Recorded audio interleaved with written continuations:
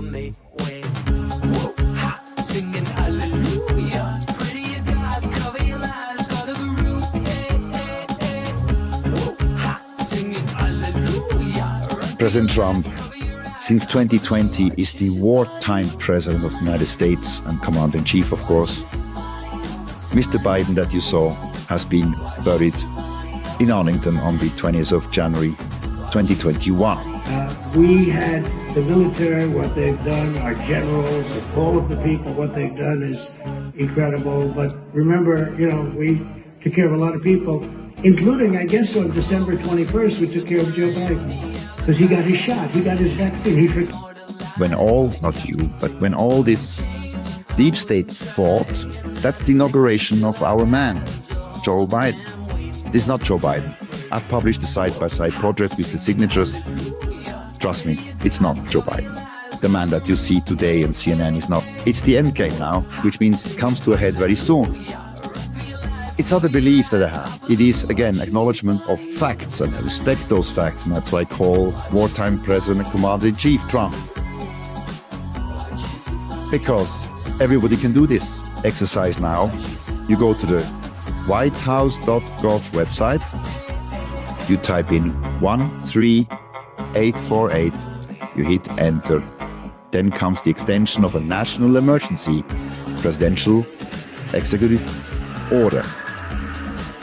Authored, signed and acted by President Donald J. Trump on the 12th of September 2018. It's an extension in the whitehouse.gov website dated the 7th of September 2023. Signed by Joseph R. Biden Jr. What's missing? The president title. So this is right in front of you. It's now coming out so that you can understand what's going on. I don't care if you believe me, really. I don't. I'm delivering you facts that are verifiable. I hate this word fact-checking. That's a deep state, stupid connotation. It's called check and verify. Ronald Reagan said that once. He's a good guy. So check and verify that. The documents.info give you all the blueprints. It is the way it is. And the US military is on a mission. It's a global US military operation. The United States is formally at war since 2020. President Trump has mobilized 1 million people to prepare to do what he has to do, take out the deep state. And he has triggered, that's also a treaty, you can go and look it up in the documents.info. The references are there in the National Registry, Federal Registry, sorry. The War Generals Alliance is Act 50, under Act 50, 1550. There's a long list of things, whereby the War Generals Alliance is 33 military organizations from around the world that are under the command now behind wartime President Commander-in-Chief Donald J. Trump. The Second World War was ultimately fought by 4 generals, 4 commanders, which two at that time they thought exterminate the Nazis and all these bad people, and ends in a way the Second World War. Horrible thing. Here we have more than 200 US military generals, and then I was told and calculated about 800 in total active duty military generals from 33 nations that are actively now in a mission. This morning, Defense Secretary Pete Hegseth is calling for a rare meeting involving several hundred of America's top military officers. ABC's Martha Raddatz shares how the Trump administration is responding to this reported gathering. This morning, hundreds of admirals and generals are leaving their posts from airfield, at sea, and at tactical headquarters around the world. Defense Secretary Pete Hegseth summoning all U.S. general officers and admirals in command positions and senior enlisted leaders to a meeting at the U.S. Marine Corps base in Quantico, Virginia.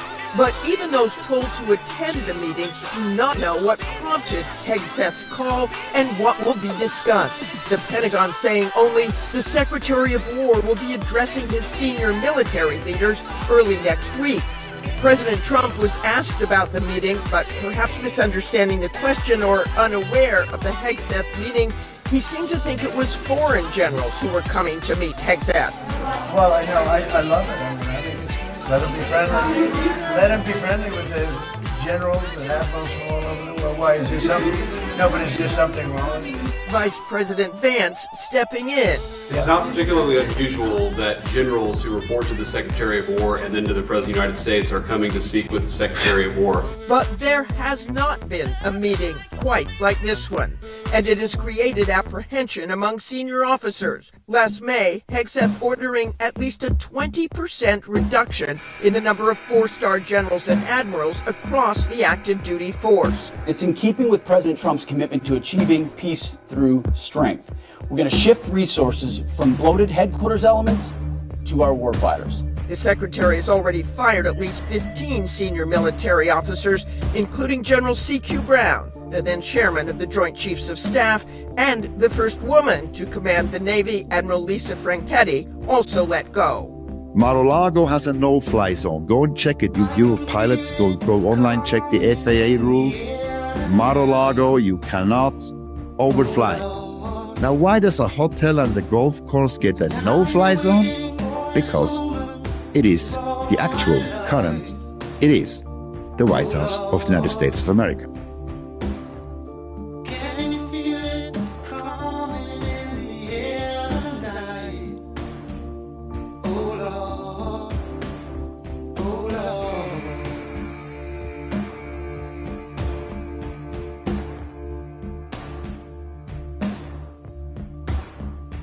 Obama.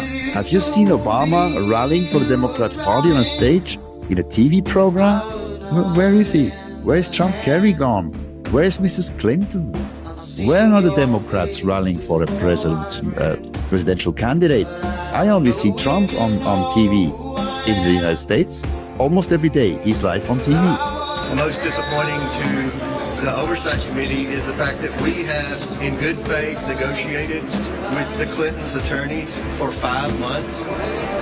Throughout the past 5 months, they've implied to us they were trying to make a date work. In fact, the last date we had, they notified us 3 days beforehand, said that they would love to come, but they have a funeral to attend. And we have bent over backwards to try to schedule the Clinton. No, I'm still talking. Go ahead. Hey, get him out of here. You're not even a reporter. Get out of here. So here's the situation.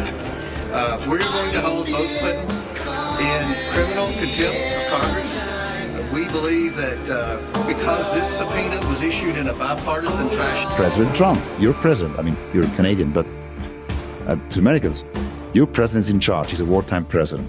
And he's doing that now to prepare and unite the people. Because what's coming next is not going to be fun for the bad and sick people around the world, also in Switzerland.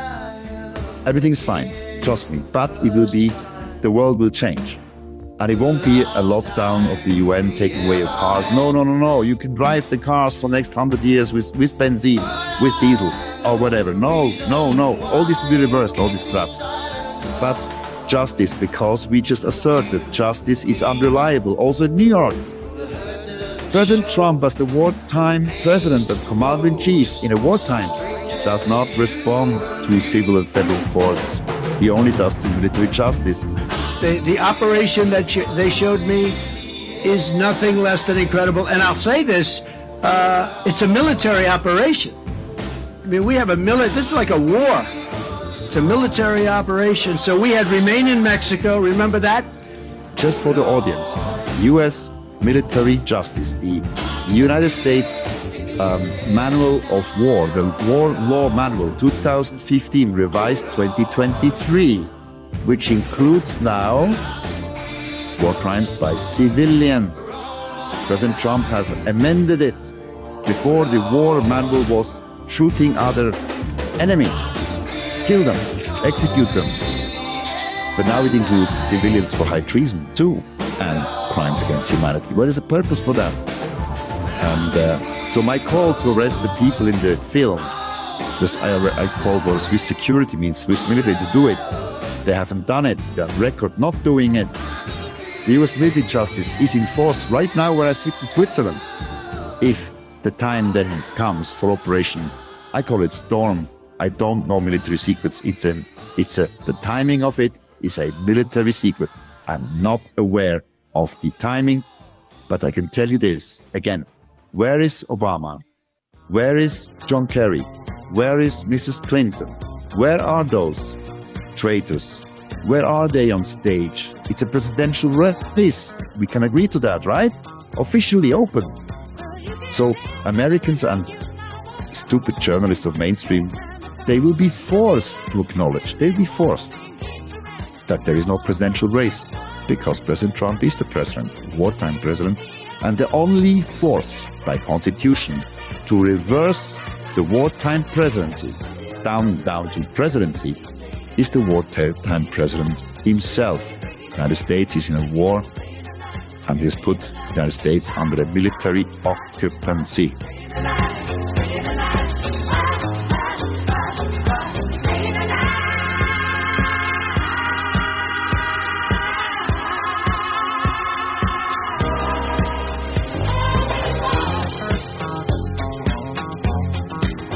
Did y'all catch it? Did y'all catch it? Okay, take a look at the picture. Now, I'm going to explain this. Do you see his hand on the Bible? No. Not because he's not taking an oath on purpose, but because he was already sworn in. This is the inauguration for the corporation which is no longer around, the United States Corporation. There's no way he could have taken an oath for a dissolved corporation. Remember that. He is the President of the Republic, the 19th President. There is no hand on that Bible because he was not taking an oath today under this dissolved corporation that we've lived under.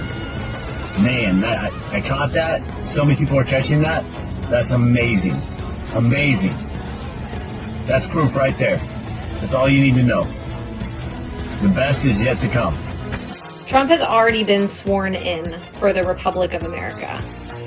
What we saw today was the Corporation of America. That has been dissolved. It's gone. It's not happening anymore. He is not the president of the Corporation of America. He is the president of the Republic of America, which is what is happening right now. Welcome to the Republic of America. Things are gonna be different this time around. There's a reason for it. It's a good thing. I promise you all it's a good thing.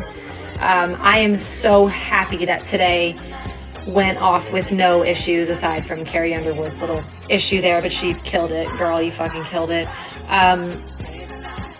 Welcome to the new age. I'm excited.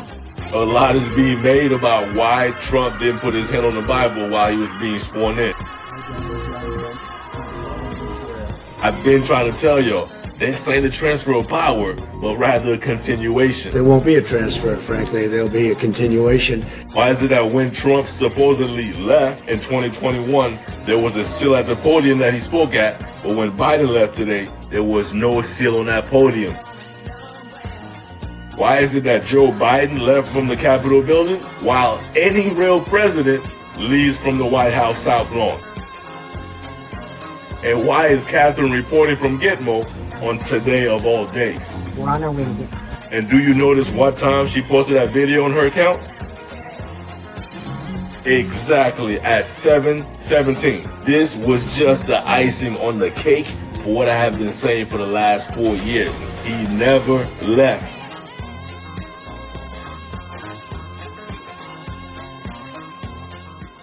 All right, so I told you guys that there were some huge comms yesterday at the rally. It wasn't just an ordinary rally, but first of all, I want you guys to check out this picture. Do you guys know who Catherine Herridge is?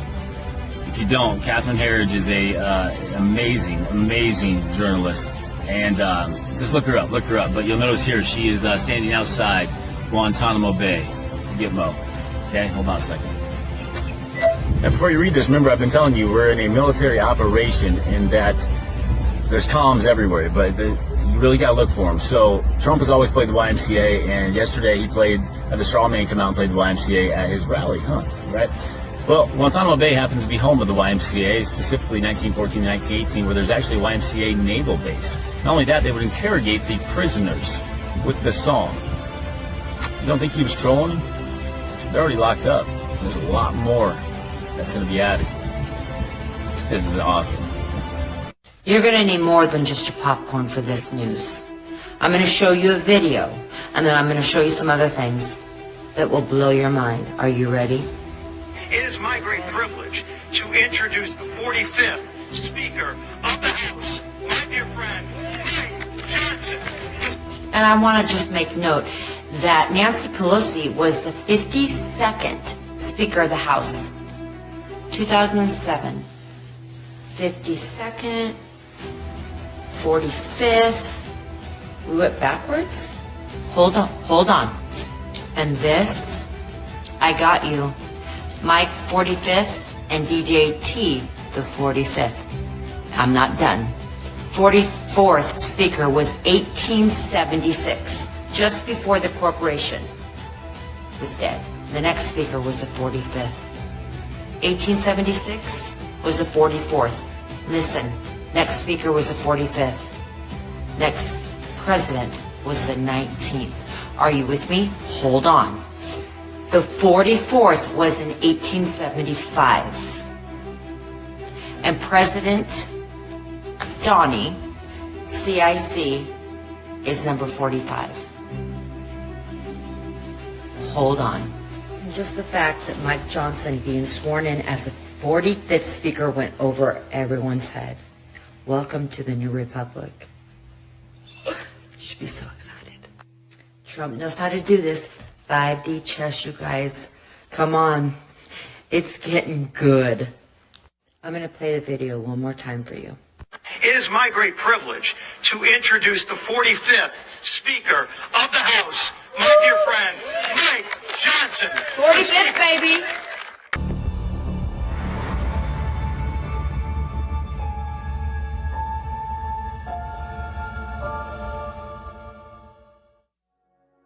A shadow engulfs our republic, its sacred vote plundered for over 2 decades by traitors wielding rigged elections and a media unleashed to deceive by the Smith-Mundt Modernization Act of 2012, a law that freed government-funded propaganda to shape American minds.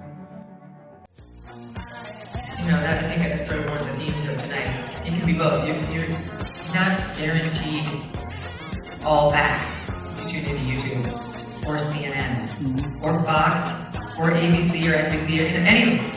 Just not, this is kind of one of the things we're getting at, is if you are going to be manipulated by all of them, and it's going to be up to you to figure out, who do I want to be manipulated by?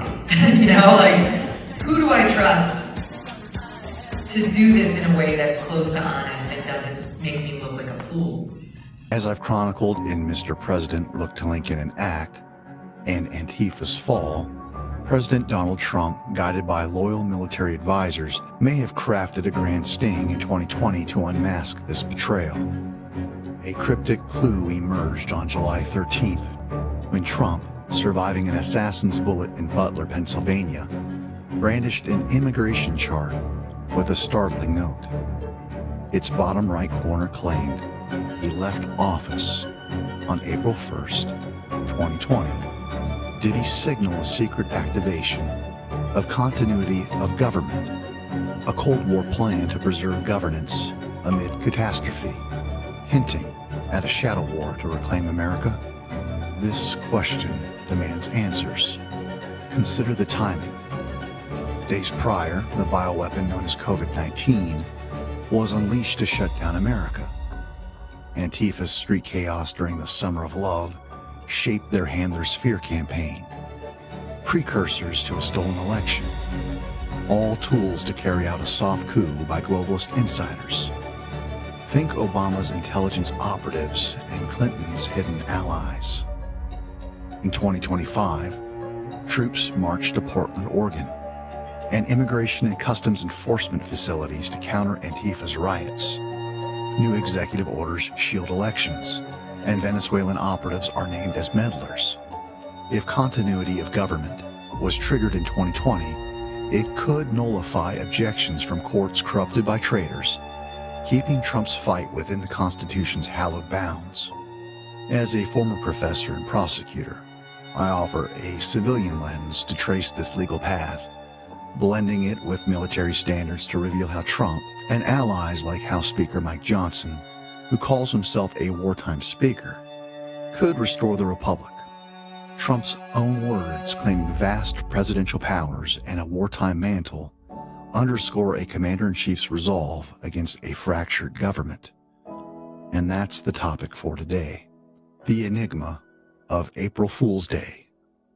Trump's hidden war to save the republic. Could continuity of government have been activated on April 1st, 2020 to counter the insurgency shield to sting operation, with Trump's departure a coded signal of a shadow presidency? This aligns with the sting, tracking fraud through ballots or data from Space Force, a military branch created in 2019 to oversee space and cyber operations, possibly using Starlink, SpaceX's satellite network, with early 2020 Defense Department contracts. The charts note a Patriot signal may suggest Trump devolved power to those loyal to their oaths of office, retaining control over critical assets, nuclear codes, secure bunkers, while captured civilian arms, like FBI Director Christopher Wray or Attorney General Merrick Garland, turned the bureaucracy against the people. Trump's own rhetoric supports this. On September 30th, 2025, at Marine Corps Base, Quantico, addressing 800 generals and admirals, he proclaimed himself the 45th, 46th, and 47th president. Continuity of government's framework, shifting power to loyalists, prevails.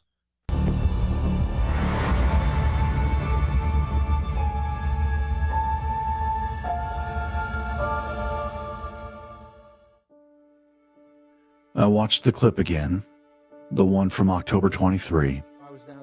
Steve Bannon, voice steady as a drumbeat, told The Economist, Trump is going to be president in 28. Trump is going to be president in 28, and people just ought to get accommodated with that. People just ought to get accommodated with that. There is a plan. The MAGA crowd erupted, not with questions but with cheers, because they love the man and love the fight. Across the screen, critics sneered with equal certainty, hatred alone enough to declare it impossible. Both sides spoke as if the Constitution were a footnote. And an old quote popped into my head. It goes, bereft of a solution, I had been granted the gift of a problem. This problem is the latest I desire to solve, not without reservation. Tonight, I write not as a professor, not as a lawyer, but as a witness. What follows is the anatomy of a possibility, how Trump could return to the Oval Office again, not from conspiracy, but from the slow, deliberate reassertion of the people's will, or from the quiet activation of plans already in motion. I walk through every path to Trump's next presidency. I show the mechanics, the obstacles, the failure points. No slogans, no theatrics, just the gears. The biblical pattern comes first, because the republic was built on it. 2028 arrives. Trump runs unopposed in the primary. Gavin Newsom, the California governor, runs for the Democrats if he's not in jail. Trump wins 520 electoral votes and 70% of the popular vote. I would love to do it, he said, of a third term, or fourth, or unfinished first. I have my best numbers ever. The republic does not end, it breathes. The chain is gone, the people spoke, yet humility, faith, integrity, courage, love, teachability, and sovereign selection remain the pattern. We, the people, can express our desire for Trump to serve again, whether as a third term, a fourth, or the completion of an unfinished first, but we must ask God what he wants. Any scheme will fall apart without his providential blessing. Saul was anointed, then rejected, because he forgot the pattern. The pathway cleared for Trump can be exploited by those who do not love the Lord. Honest elections are the surest term limit. Tyrants are given the boot, not by amendment, but by ballot. One day Trump won't be here. His energy defies his age. The surest way to secure a lasting and generational victory is to set the stage for more of the unlikely to emerge. Those anointed and appointed by God. Those that understand the most valuable thing on earth is Jesus Christ, and that the government will be on his shoulders. What do you think, as this professor turned madman? Leave your comments below. If you think I'm onto something, consider foregoing the cost of a couple cups of coffee each month as a sponsor of the Professor's Record. Link is below. I'll be back next week, Lord willing. Until then, God bless and good night.